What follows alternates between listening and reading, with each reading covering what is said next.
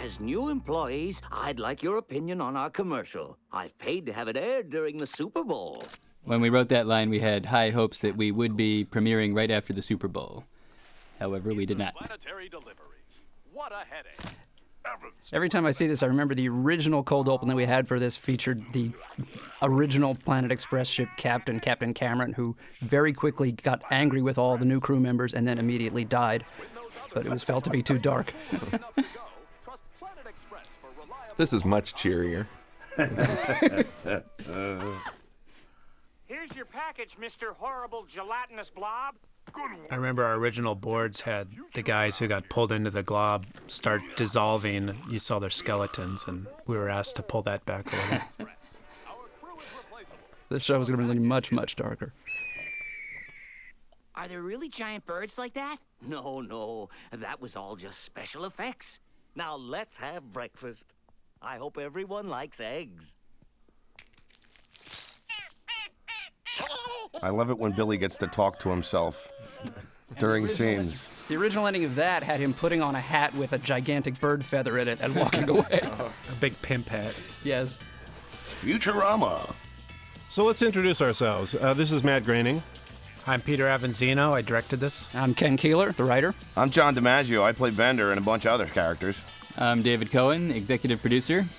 And I'm Rich Moore, the supervising director. Wow! Everybody's favorite Jamaican. Interestingly, in the original scripts we wrote, Hermes was named Dexter, and he was not Jamaican. No? So he wouldn't have been our favorite Jamaican if we had stuck by that. Matt Groening decided he should be Jamaican. Hooray. Didn't we actually get tracks where he didn't have an accent? Yes, we re-recorded several episodes after that. He manages my delivery business, pays the bills, notifies next. A lot of people were introduced in this show. That was the tough part about this scene, was introducing three of the minor characters very quickly. Yet, it's always so hard to choose. Not that minor. Real belch. And I unfortunately cleared many rooms in my day as Bender. Could you do one now for us? Oh, there you go. See. I think that's a first for an audio commentary. I think that is. It's a lot of swallowed air. I don't know about your previous captains, but I intend to do as little dying as possible. Sign the paper. Now, Fry, before you go into space, you'll need to see our staff doctor. I should warn you, though. Is this the introduction to Dr. Zoidberg? Introduction. He wears sandals. David, this was your idea. Yeah, part of the inspiration for the name, at least Dr. Zoidberg, was a video game I spent most of my high school years working on for the Apple II, which was called Zoid. So Zoidberg is an homage to that wasted 3-year period. Open your mouth and let's have a look at that brain. But where did the idea for the character come from? The idea for the character was to make him sort of a reverse of Bones McCoy on Star Trek, who was a human who often had to treat aliens like Mr. Spock. And I was thinking, if I were Mr. Spock, I really would not want someone from a different species operating on me. So we decided we would have this doctor who did not understand human anatomy operating on our guys. You know, Billy's inspiration for the voice came from Len Jacoby, character actor, who used to do commercial for Alpine Lace Swiss. Because I care about you, and you, and you. Okay. I believe this is the first time Bender's head came off. Ow! A little. Well, the doctor says I'm as healthy as a crab. Can I go into space now? As soon as we finish cleaning Bender. Oh, and Fry, this is our intern, Amy Wong. She's an engineering student of mine. I like having her around because she has the same... Until I just watched this right now, I forgot that Amy was an engineering student. Guy from the 20th century, right? Last time I checked. Lauren Tom. Amy Wong of the Mars. Hey, coming up here is a hilarious improvisation by John DiMaggio as Bender, which really helped solidify this character's chances, I think, in our minds. I'm being entertaining. La, la, la. Look at my head. It's all crazy. Look at my head. I got big old head and then hey ho. You just let me scat. That's the best part. I get the doop da doo da doo da doo. The line was ad-lib singing, I believe. That's good writing. That's Writing the there, stuff. Well, we had a lot of auditions for the part of Bender. Just about everybody who came in auditioned for Bender, even if they were auditioning for other parts. And we could not figure out what the robot should sound like, and you nailed it. That's the voice you did. That was great. John, I auditioned for Bender. Are you aware of that? Really? That is true. In a moment of desperation, after about 300 other auditions, several people told me I sounded like a robot, so I figured I would audition. But the second I sat down in the chair and was told to talk in my normal voice, I forgot how to do that. You're doing it really well now. Can I do the countdown? Oh, this is a good visual. It's a beautiful shot. 9. Yep. It was really hard to convince the 3D artist that I wanted to get from inside a building to the moon in less than 3 seconds. There's no centrifugal force in animation, thank God. It's open till 9. I just love the way the shots of the moon look in this also. It's like, I never saw the moon look so beautiful in animation. It had just enough detail on the craters and all that it has kind of the beauty of the real moon, but the simplicity of Matt's drawing style at the same time somehow. You're not gonna believe this, but they landed an amusement park on the moon. Gah. It's the happiest place orbiting Earth. Well, let's go already. Was that Amy's first, Well, let's just dump it like, in the sewer. weird phrase? I believe it was. Much work. Let's burn it and say we dumped it in the sewer.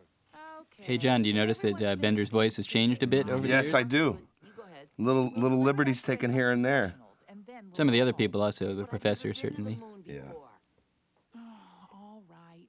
We'll deliver that crate like In the ever-changing hallway outside the cockpit door. Amy, why don't you help There's a Brian guy who has a out? website on Then lock up when that you're done. is blueprints of the ship, and he gets mad at us all the time at how Drive him nuts. it fluctuates. We used to talk about whether we should have a very organized Yeah. plan for the ship and for the building, and then we just gave up. One of the artists the other day was asking me which way the stars would be going outside of Bender's window, and I don't know. Up. Sal! Hey, how you doing? This was Sal, but it was before he added an S to all his words. Yeah. Even to this day, Stomachs, you would say Yeah. today. Sal occupies so many blue-collar jobs that even now we have debates in among the writers as to whether there are a lot of clones of Sal or whether he just moves from job to job frequently. Oh, this is Tress McNeil coming up. Hi, I'm Craterface. Welcome One of the to best. Park. I'll have to confiscate your A reference to a trip to the moon. 1906, George Méliès, if I'm not mistaken. At least Have you ever seen the whole movie? my self-respect. I think I have. It's really good. It's really good. Well, It doesn't end. It doesn't end with the Crying. rocket in the eye. It does It keeps for me. going. Who buys this trash? Idiots who need gifts for other idiots. Hey, I got you guys refrigerator. Oh, this is the introduction of folk singing. Yes, That's right. And Bender's kryptonite, magnets. Dancing. That was a hilarious animation. I love it. It astonished me that we were able to get the rights to do Blowing in the Wind, but not, we wanted If I Had a Hammer later, and we were not able to get that. Pete Seeger. Is that who it is? Why, no, Mr. Seeger was a fine, upstanding gentleman. Hey, what did that say behind it in the Alien language. Tasty human burgers. Bender! Hey, Bender! Over here! Oh, I get to talk to myself here. Hooray! I'm like Billy West. Monsanto presents the Goofy Gopher. Oh, the gopher jokes.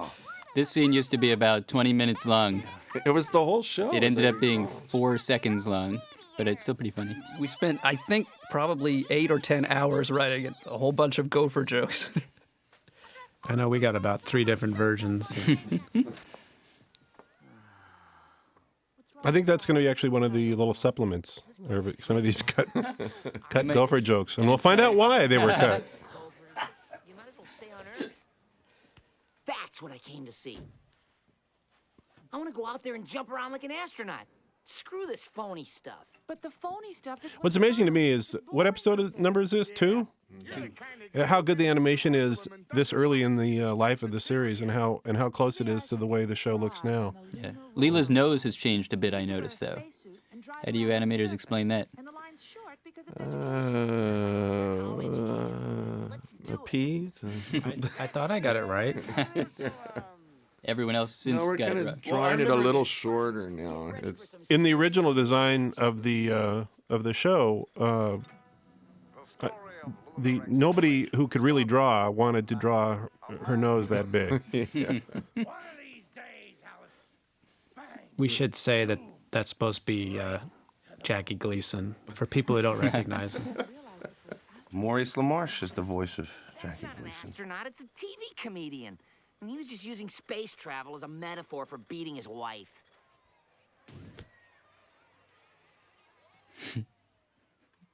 Wow, I could swear I was really playing virtual skee ball.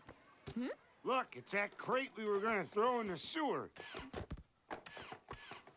The keys to the ship. They must have I love working in the future, because the script, I think, just said he was emptying that box in, so we came up with that belt thing. Could you please get those keys out for me? Nice background joke, Mortal Cooperation. Yeah, also gender-neutral pack person. Another video game there.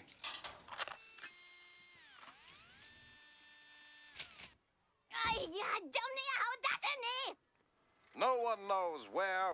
There's so much debate on the internet if she's actually speaking something in Chinese. She is speaking something in Chinese. In a later episode, she taught me how to say something. I had to repeat her. It was Fuchikui, that's in there, Fuchikui. That's what it was. I can't remember what it meant, but it wasn't anything dirty. I know that. It was like, oh, I'll punch you in the mouth. You won't be able to sell this in China after you just said Yeah, that. I know, right? What did you just say about Mao? Yeah. Besides, the car's on a track.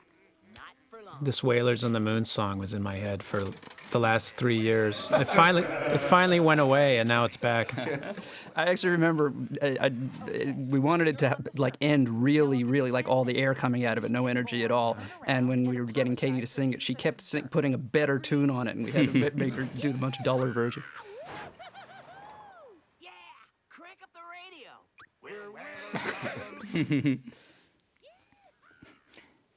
That little quiet yeehaw was a little extra joke added by our editor, Paul Coulter. Make a U-turn at the next crater.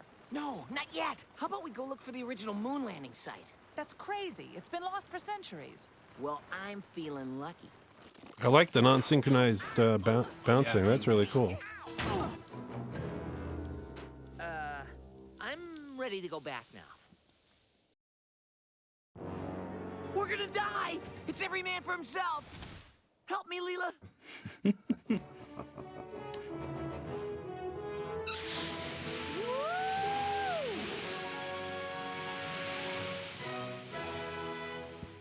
You did it! We're safe! No, now we're gonna die. It's every man for himself!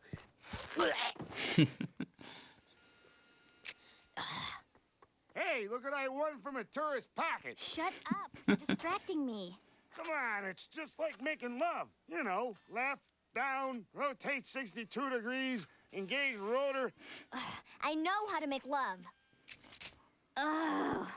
Here, let me do it. Wow, it really has changed. It's very different. It really has changed. I just realized how much.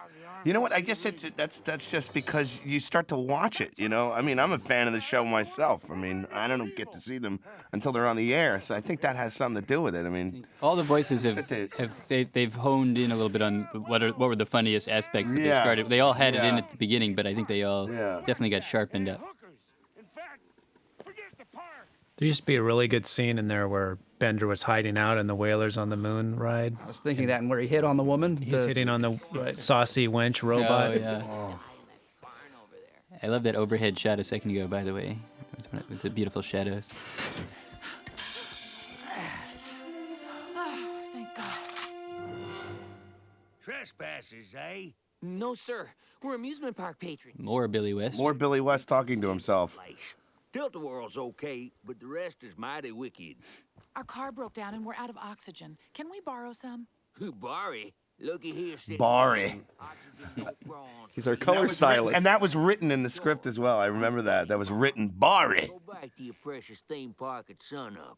I guess we could do chores for a few hours. Fry, At the time when we wrote this episode, we would have debates of 4 and 5 hours about is it too unrealistic to have this yokel on the moon and that kind of thing. It was like, we were really not that sure whether we could do something this goofy. Well, what always bothered me was that he had a shotgun in a glassed-in dome, Except that's in Total Recall. That's in Total Recall. The thing I remember is we counterbalanced it by having him speak very realistically about how long day and night were on the moon. Wait, are you using Total Recall as a standard of reality?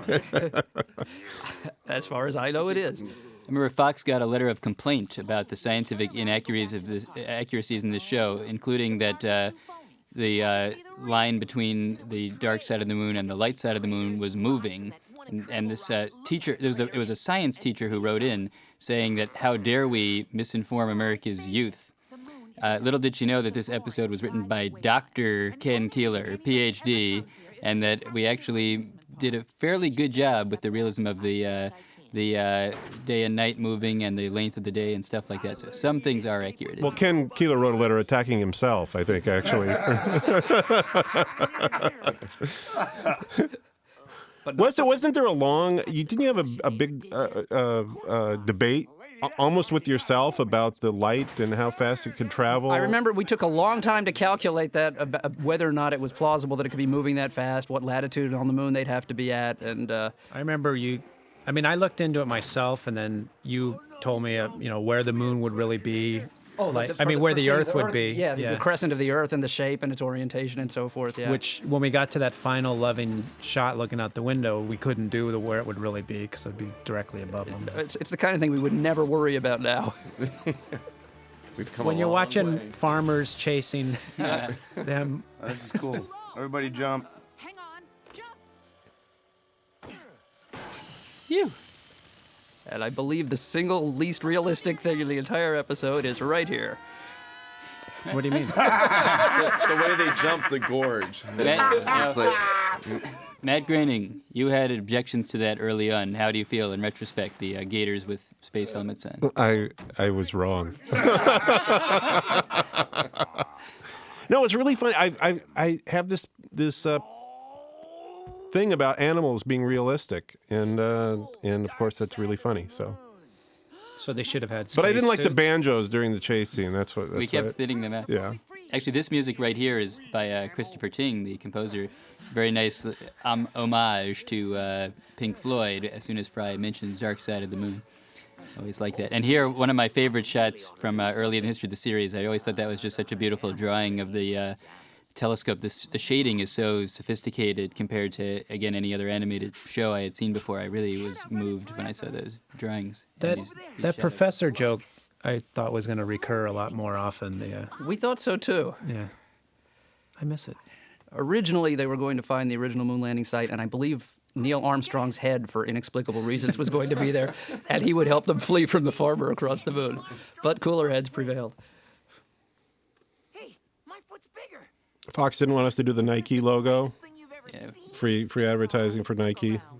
Or was it because they wanted to sell another ad to Sun American Shoe Company? They wanted to I think that auction was off the logo, yeah. Yeah. No, I think the free advertising. Beautiful music here, also. I like this.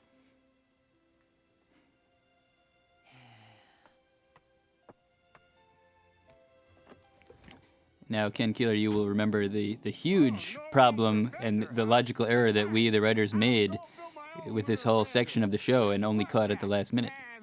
No, I recall us... I'll tell what it is. The sign? Yes. I thought we caught that early on. No, actually, I think it was around the animatic. That's embarrassing. No, we knew what the lem. That it wouldn't still be there because it blasted off the surface. And none of the footprints would be there because of the blast. I could believe they... That's less clear. We haven't gone back The to flag. check that out. But just that the lander's there, yet it blasted off into space when they left the moon.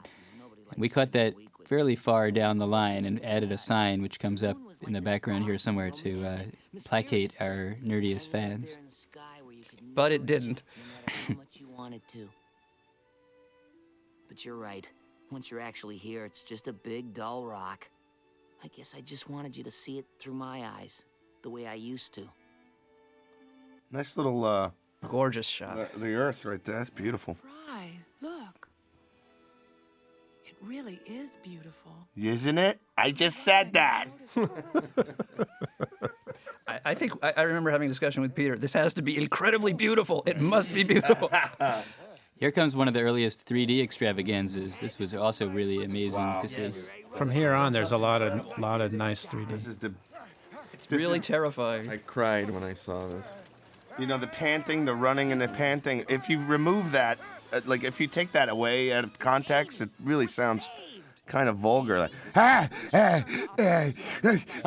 There's the nerd sign. I watch it with my eyes closed.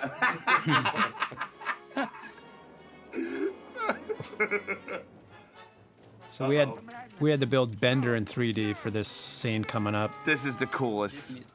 This one where he starts singing. Ah, that's so cool.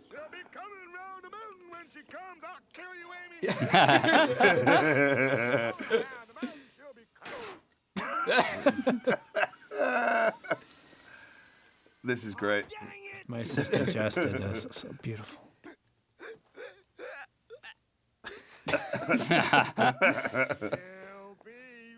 3D Bender. She'll be riding 6 white horses when she comes. Hey, I'm pretty good. She'll be riding 6 white horses. So Fry. Did they have to tune the guitar to that? Like the moon you used to dream I think Is we that kind of it? lucked out. Close enough. You were hoarse when you sung this, I remember. I don't know how many colds I've fought through during the course of this employment. That's one nice thing about this DVD. You get to actually be able to read the credits here. Yay!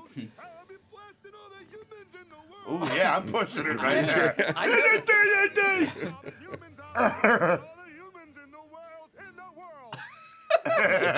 That. One more time. Yay! Hey. Hooray!